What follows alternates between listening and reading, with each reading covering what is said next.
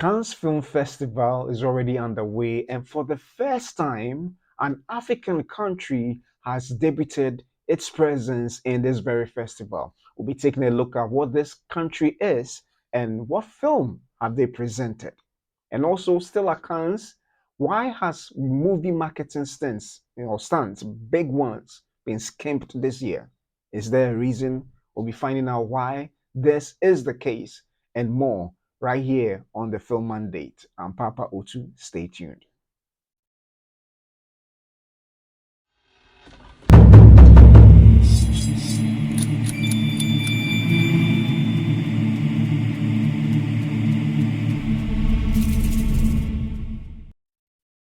Welcome back to another exciting episode of the Film Mandate. I'm Papa Otu once again, and welcome all of you for joining me for this very episode of the Film Mandate, episode 41. So, beginning this very episode, we start with a story at the Cannes Film Festival. At the Cannes Film Festival, and for those who are um, following what is happening, particularly on this continent and beyond, is the number of waves Africans are making in all the corner of the world. The films that we produce may not be as big and huge as that from Europe and North America, but gradually we are making some headways. And for the first time ever, Nigeria has now debuted its presence at the Cannes Film Festival. And I think it's been long overdue, looking at the fact that Nigeria is perhaps is the second most populous, or most prolific, if I can borrow that term, film industry in the world. That is Nollywood, producing over 2,500 films a year. So let's take a look at an article published in The Guardian, which talks about Nigeria's film finally debuting at the Cannes Film Festival. And I read, My Father's Shadow Review, subtle and intelligent coming of age tale set in 1993 Nigeria. My Father's Shadow, that's the film's title. So I read, Cannes Film Festival, British Nigerian filmmaker Akinola Davies Jr. makes a strong directorial debut with this deft and intriguing tale of an absent father briefly reunited with his two sons. And this article is written by Peter Bradshaw in Cannes. That's just yesterday. Once Upon a Time in Lagos might be an alternative title for this fervent and vividly intense child's eye view movie from first filmmaker Akinola Davies Jr. It's a transparently personal project and a coming of age film in its traumatized way, a moving account of how, just for one day, two young boys glimpse the real life and real history of their father who has been mostly absent for much of their lives, and how they come to love and understand him just at the moment when they come to see his flaws and his weaknesses. It is 1993 in Nigeria, a tense time with the country on the edge of disorder due to the imminent presidential election, the first since a military takeover 10 years previously. In a remote village far from Lagos, two young boys, played by bright spark newcomers Godwin Chimeri Egbo and Chibuyoke Marvelous Egbo, are awed at the sudden reappearance of their father, Fola, played by Soap Dirusu, who makes no explanation or apology for having been away for so long on business in Lagos or for appearing now unannounced. He's handsome, charismatic, he's handsome, charismatic, commanding man to whom they make the instant obedient responses, yes, daddy, and no, daddy. Their father demands to know what has happened to his watch and have the boys been touching his possessions in the parental room. We are to glimpse that watch in the film's final moments, and then he announces he must return to Lagos immediately without waiting for their mother to return from shopping and on a mysterious whim, says that the boys may on this occasion accompany him. What happens next is both an increasingly significant quest and bonding experience for father and sons as they struggle to get to the teeming capital on a bus with no petrol and then by hitching a bumpy ride on a truck. Fuller is on a desperate mission to reclaim 4 months' worth of unpaid wages before what he clearly expects will be a complete breakdown of law and order connected with this election. So then your shot is the director on your right, and then the actor on your left. That is Sophie Dirisu, and then Akinola Davies Jr. I read the boys watched with bewildered quiet as their dad greets men they have never seen before and who nickname Fola Capo or boss, and they are commanded to greet a quasi uncle with much politeness. Yet the exact person who can get Fola his money is never around. Fola is under pressure, subdued, suffering unexplained nosebleeds. Yet this frustrating delay gives the three of them a kind of breathing space to get to know each other. Fuller points out the city's handsome National Theatre building where he says their mother used to spend all her time and money as a young woman. She was theatre mad, they now discover. The kids had no idea. How could they? Fulap also points out polo ponies in the street belonging to Nigeria's wealthy classes. He takes them to a bar where he regales them with magical memories of falling in love with their mother, but also exchanges significant looks with the waitress. He takes them to the beach where he talks about the importance of providing for your family. That is what a man does, and it is what he himself has to do with these unpaid wages right now. And all the time, the boys are struck by the thousands of people and thousands of faces which Davis shoots in looming close up, especially the soldiers' impassive, intimidating faces. What his older son says to Fola is what his mother explained Fola was absent from them because he needed to earn money. Sorry, let me read again. What his older son says to Fuller is that his mother explained Fuller was absent from them because he needed to earn money, because he loved them, in fact. And God himself was nowhere to be seen, and God loved them. So is absence the same thing as love? It is an artless, heartbreakingly unanswered question which is to dominate the tone of this engrossing film. Is absence love? Will we all feel love for someone most intensely when they are overtaken by the ultimate absence of death? It is a rich, heartfelt, and rewarding movie. My Father's Shadow screened at the Cannes Film Festival. Yeah, at the Cannes Film Festival.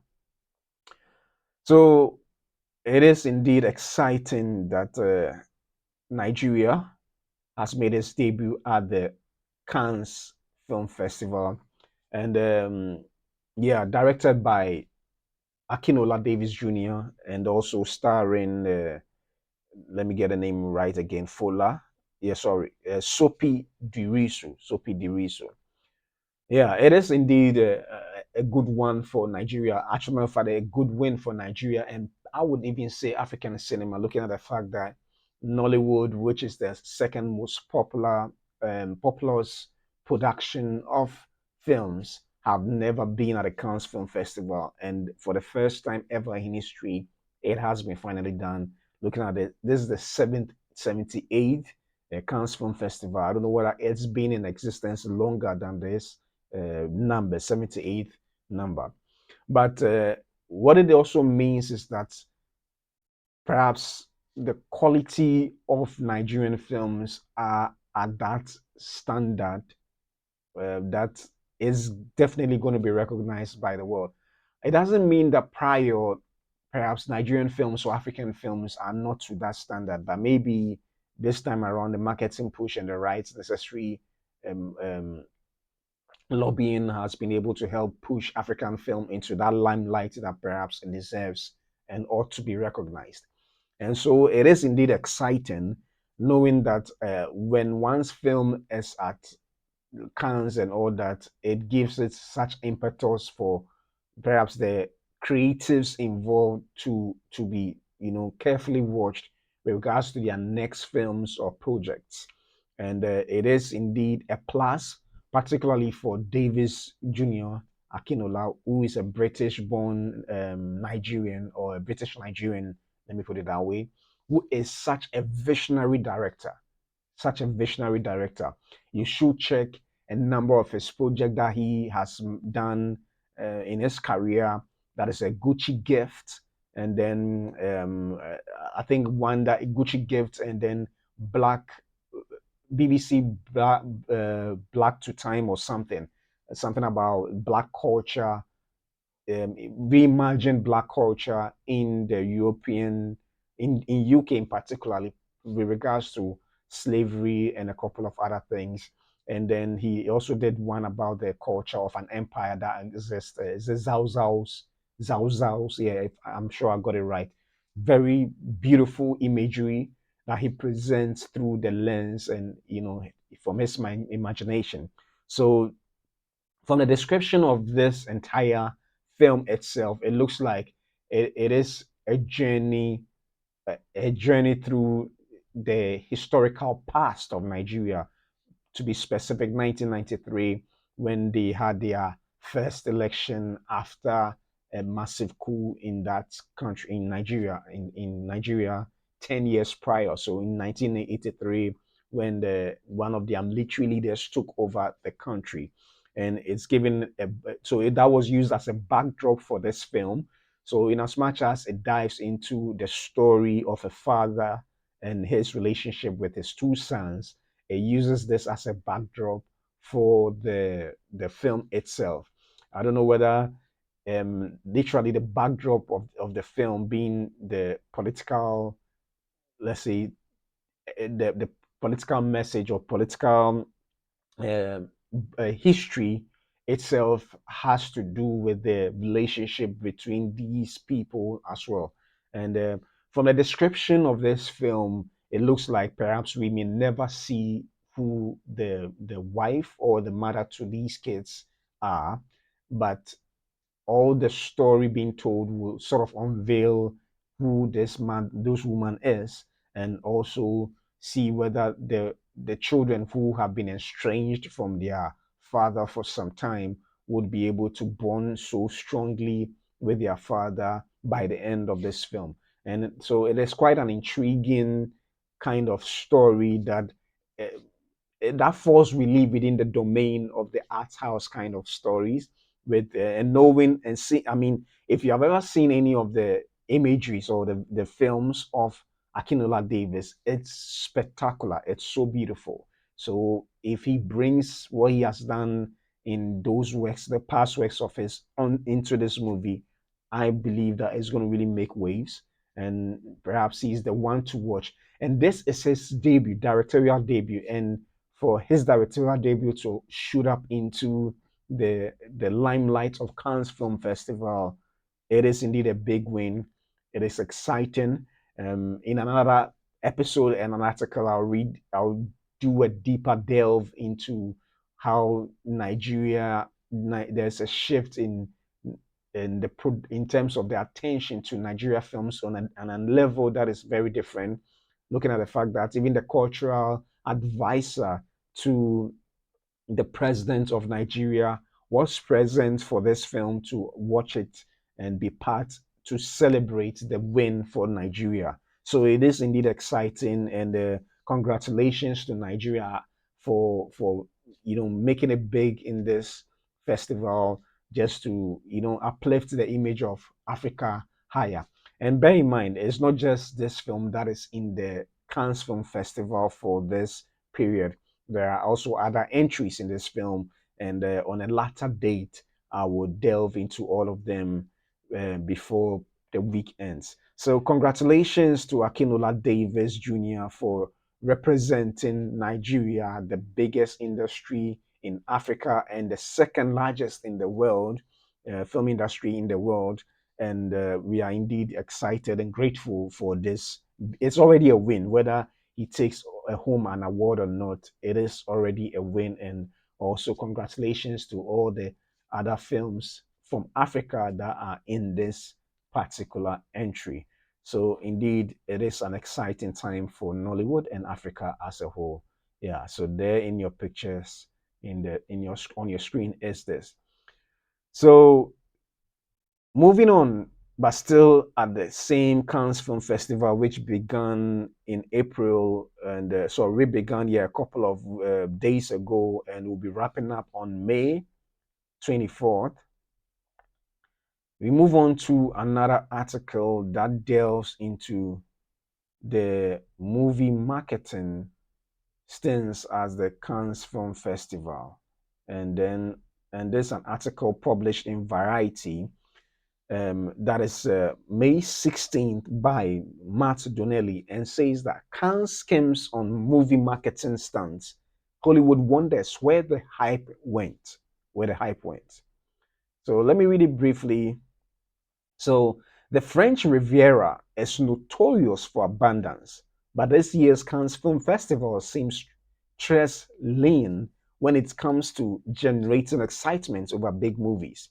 The Boulevard de la Croisette is usually drenched in pricey activations around summer blockbusters, prestige indies, and everything in between. Many playing outside the festival's competition and using the foot traffic of stars, industry insiders, fans, and journalists to make an impression. Economic uncertainty across global sectors, however, may be the black fly in the sunsetter. Sunsetter, I hope I got it right. Where is the hype?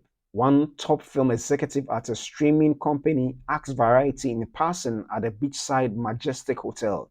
So far, only Mission Impossible, The Final Reckoning, has ponied up to let the city and the world know it's premiering in Cannes and more importantly, opening wide on May 21st. The hype scale is smaller for the last chapter of Tom Cruise's spy franchise. However, an installation of asymmetrical 20 feet screens are playing the movie's trailer in front of the Carlton Hotel. It's a far cry from 2022 when Paramount shelled out for a two-story recreation of an Air Force pilot helmet that showed screens from the cruise adventure in its giant's visor. On balance, the studio did arrange an orchestra to play the Mission Impossible theme music live at the film's gala premiere this year, a feat that's only been pulled off a handful of times, including a live performance from U2 at the top of the Palais steps in 2007. Movie marketers have long used Cannes as an opportunity to associate their projects with the glamour of the annual event, even if their stunts are loud and elaborate, occasionally bordering on tacky. Memorable moments include Will Smith, Angelina Jolie, and Jack Black riding into the Cannes harbor on a giant inflatable shark in 2004 to promote their animated Shark Tale, and Jerry Seinfeld's infamous zip lining off the Carlton Hotel in a giant bee costume in 2007 for B movie, or the tasteful display of Blake Lively's The Shallows, a 2016 shark survival thriller, which floated shark fins a la Jaws around the actor during a photo call. But no such gimmicks have been found this time around. An international film executive noted that a long dock jutting out from the coast by the Hotel Martinez is sadly vacant this year. One normally taken over with prints, advertising, and props for films like Brad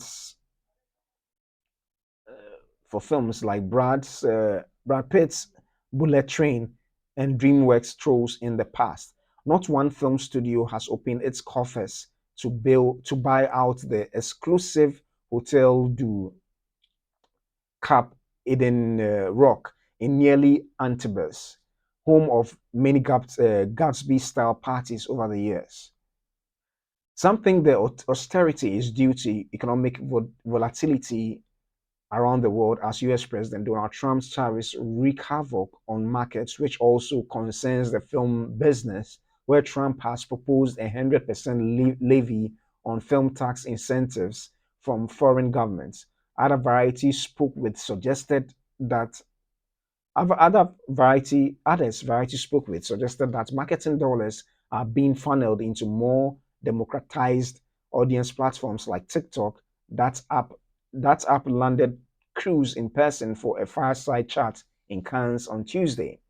A film sales agent sees the slim pickings as a missed opportunity, noting that the Monte Carlo Grand Prix is held a stone's throw from the festival.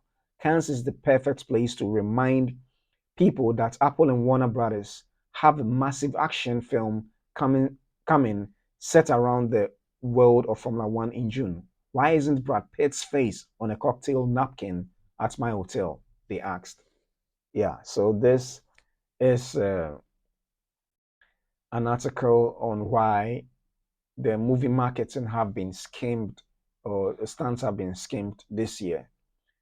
And yeah, so just as the article detailed, in during Cannes Film Festival, being one of the major prestigious film festivals in the world, movie studios go all wild with their marketing stunts, and it's massive.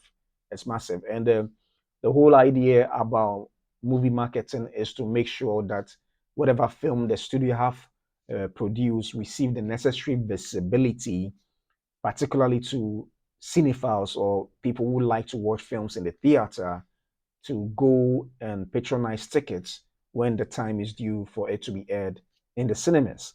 So it is indeed of a concern to some, particularly those who are in this industry, why these marketing is being skimmed. That some of these movie marketing stunts is being skimmed or skipped this year, and the reason could be one, as already stated in this article, could be due to the tariffs slapped on by Donald Trump. And I think I understand, because as to it's not really been decided whether the tariff is going to take place or not. So a lot of studios are in a limbo, not knowing what might happen anytime soon. And if you end up spending so much money on your marketing, and the president slaps these tariffs, you are much likely to run at a loss. And most often, for those who may not know, Hollywood studios or movie studios spend as much as perhaps sometimes half the amounts they use in the budget in marketing, or sometimes even three-quarters.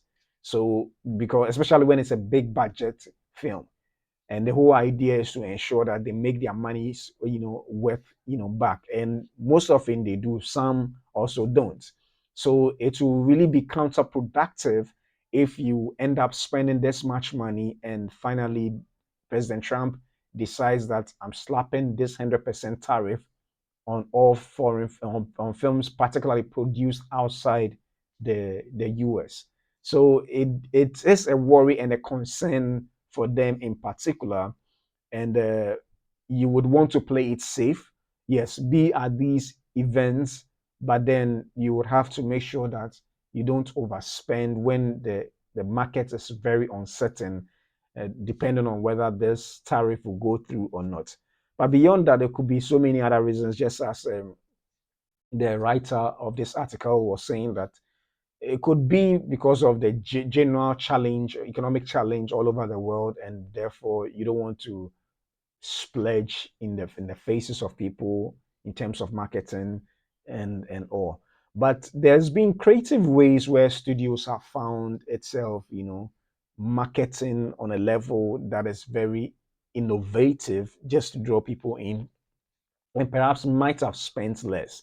Maybe they could try those things. Smile is one example where they placed, you know, people in the stands at I think a baseball game or so, and then all they had to do was smile, and by so doing, they actually were strategic to position them at places where their image will be captured. And they had some excellent results in the box office as well.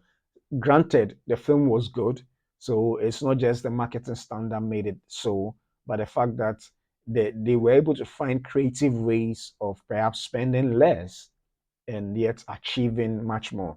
So maybe studios are considering ways and means to be cost effective in ensuring that they drum home the message of the movies they are showing, but at the same time spending less so that when perhaps this tariffs even kicks in, particularly for films that were produced outside the US, they may be safe.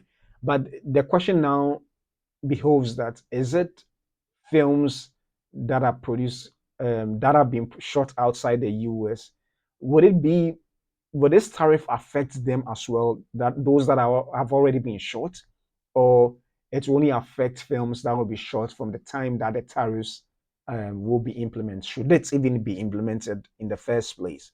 So it is indeed a volatile situation as it stands now.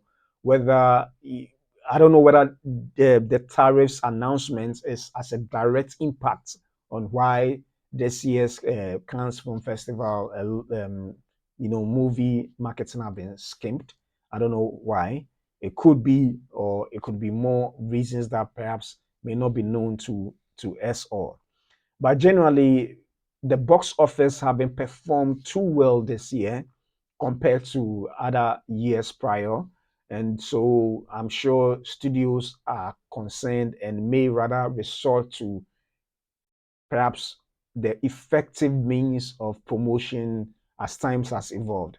Majority of people spend their times on phones now, and in as much as doing such, a big movie marketing at Cannes Film Festival making an impact, you're also looking at the masses where a lot of people or a lot of eyes will see this advertisement and then will make a decision to go to the movies to watch. So it looks like, just as the article stated, a lot of these film studios may resort to using not the traditional means necessarily, which will be done, but spending more of that money on social media platforms like TikTok and the rest.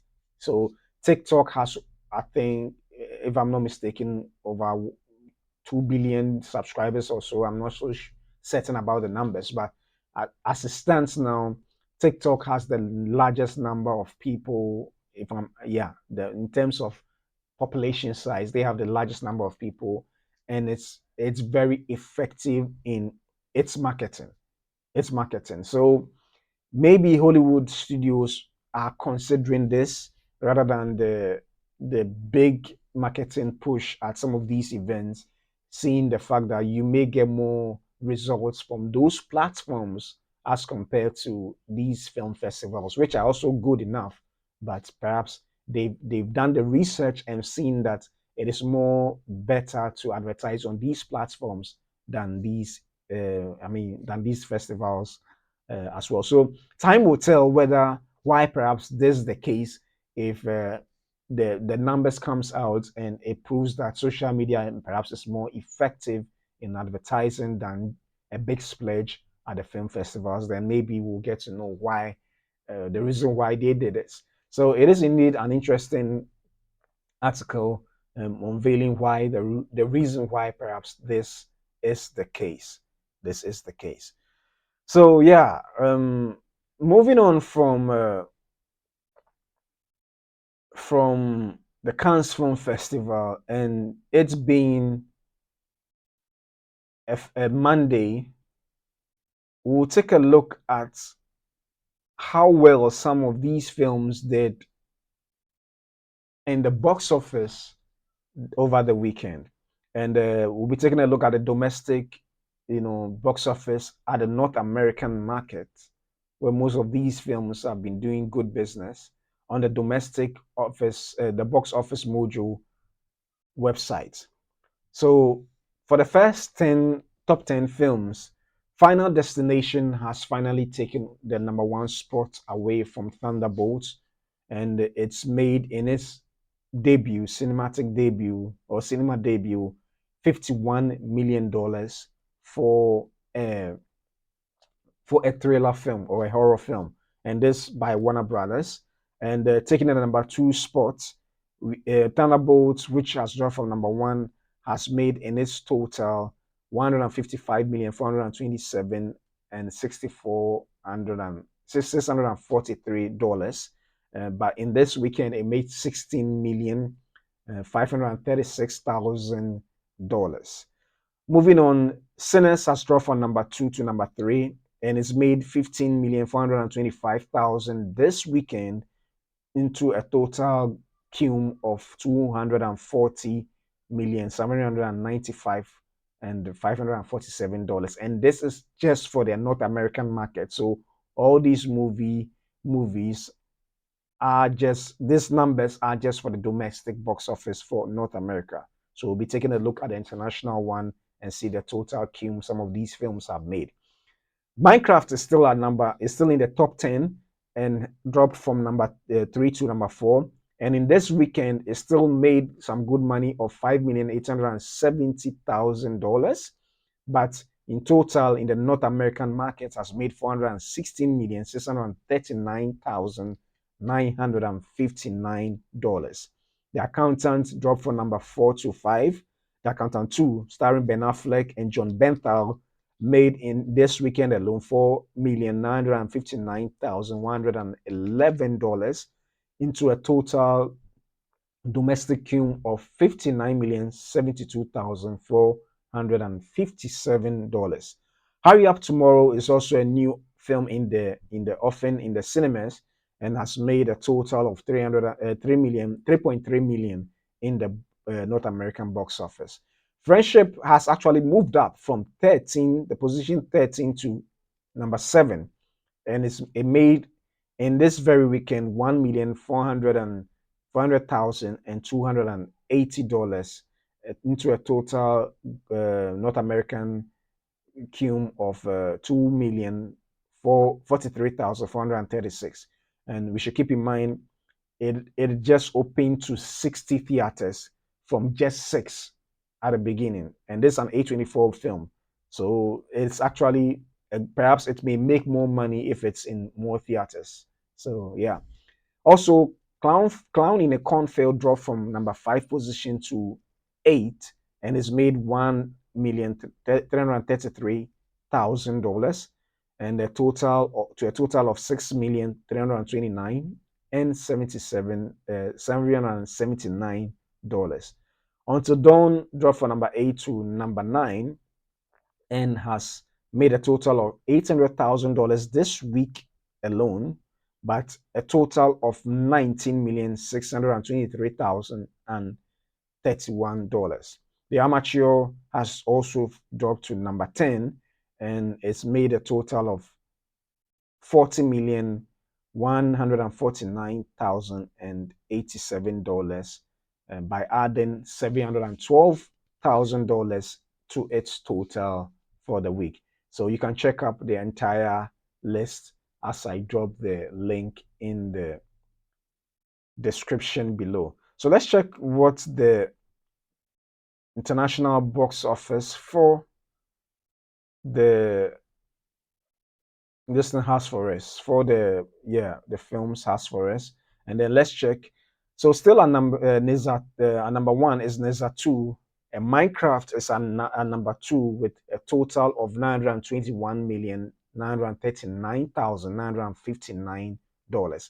Captain America is a number three with 415,099,958. So there's the international box office numbers for all the films there is.